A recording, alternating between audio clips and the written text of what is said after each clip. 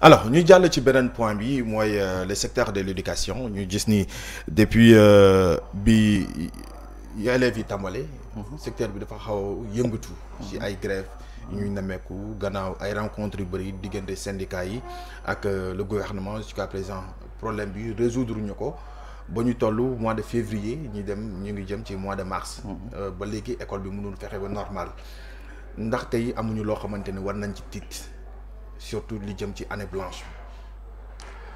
Bon, titre, oui, parents d'élèves yi d'ailleurs, bizarrement, c'est la première fois Sénégal et élèves de grève pour demander à ce que grève bi guerre. Donc, moi, il y a plusieurs raisons de s'inquiéter.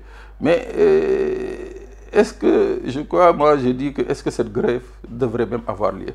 Parce que bon, c'est depuis 2014, avant 2014 plutôt, c'est en 2012. 2012 avec l'avènement de la campagne électorale, bobu le saisir les syndicats, ils ont grève plusieurs mois sous le régime de Wade. D'ailleurs, c'est pour dire ils ont beaucoup participé à faire partir Wade. Donc c'est une grève bobu, il fallait le président Macky Sall non may len ma ngeen delu ci sali bu mu ñëwé inchallah si je suis élu je vais trouver des solutions. Quand il a été élu, les gens se sont assis autour de la table pendant 2 ans et il a fallu 2014 2 ans d'état de grâce le gars, mais 2014 pour trouver des accords. À l'époque le ministre de la fonction publique Nancy, il avait dit clairement que voilà, pour la première fois, nous sommes parvenus à des accords réalistes et réalisables. Réalistes et réalisables, moi, comme nous, 2014, bataille. Donc, il y a eu justement ce tempo entre l'État et les syndicats. C'est de bonne guerre. Les syndicats, c'est comme les hommes politiques, nous sommes opportunistes. On va vers une période qui est quasiment électorale. Dañuy génn ci local yi dugg ci législative yi bu ñu génn ci législative yi c'est une période pré-campagne présidentielle, donc ils savent voilà, donc ils savent que aujourd'hui c'est le moment opportun pour ñoom d'obtenir leurs revendications. Mais est-ce que l'État a été responsable par rapport justement à cette demande sociale, à ces revendications des enseignants? Moi je dirais non, parce que je dirais non dans la mesure où il a fallu qu'on attende le 8e plan d'action pour que le président de la République réagisse. Lors des premiers plans d'action, bizarrement, quand les syndicalistes ont essayé de prendre langue avec le ministère de l'Intérieur, ils n'avaient pas d'interlocuteur. Ils avaient préféré aller battre campagne pour les locaux. C'est une priorité par rapport justement à la réalité du terrain. Donc aujourd'hui, le pire est à craindre, c'est-à-dire enseignants et fini diap.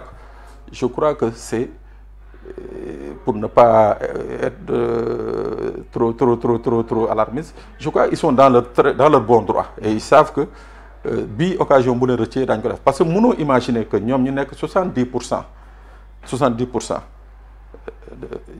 du personnel de la fonction publique et que seuls 30%, même d'ailleurs on dit 30%, c'est moins de 30%, c'est 29,3% de la masse salariale de la fonction publique, alors que indiciairement, par indice, dañu yoré ay corps qui sont correspondants à d'autres corps dans la fonction publique. Ben hiérarchie ñooñu di fayeku 5 fois ou 10 fois ñom li ñuy fayeku. Donc quelque part, je suis pas d'accord avec ceux qui disent que le nombre d'enseignants fait que li ak li mënuñu leen aligner au même niveau que les autres. Non, je dis que c'est un faux prétexte dans la mesure où l'administration publique en général elle est régie par li ñuy wax l'égalité des chances. C'est-à-dire là, à partir du moment où même hiérarchie, même indice et tout, qui fait écouler, il y a ce qu'on appelle une rupture d'égalité. Absolument. Voilà. Donc, muy li nga xamanteni aussi mën nañ ci joxagn baram tuuma nguur gi parce que moom moo ko nëbal buñ déggee say kaddu tey combat ñi nga xamanteni ñooy enseignants c'est un combat noble ba tax na aussi ñoom fuñ ko jàpp fa mel ni dañ jekku nguur gi. Oui, mais moom laay wax, c'est-à-dire gis nga quand en 2011-2012 bi ñu jekkoo Wade à l'époque Wade était prêt à faire des concessions. Tout à fait. Mais ñoom pour ñoom avec un nouveau pouvoir ils allaient avoir mieux et plus. Ils ont joué, ils ont gagné. Mais Bion, je crois qu'ils ne vont pas accepter de perdre encore. Ils ont joué, ils ont perdu à l'époque en 2012. Montre Bion, ils ne vont pas accepter. Ils ont profité d'une bonne période.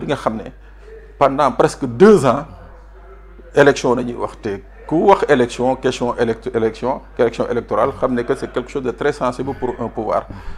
Donc, du ci bëgg grève, du ci bëgg yenn mouvement. Donc, ils vont tout faire pour parvenir à leurs besoins. Maintenant, est-ce que l'État a les moyens? Je dis que oui, l'État a les moyens. Parce que sous des talks, il n'y a pas longtemps, dans des ministères, nous avons augmenté les indemnités, créer les indemnités équivalent à des fois 400 000 francs. Alors que dans ces ministères, les gens n'étaient même pas demandeurs. Mais ils sont demandeurs depuis 2012. Ils sont dans le besoin. Depuis 2012, ils sont demandeurs. Donc je crois que quelque part, il y a un manque de respect et un manque de volonté de la part de l'État.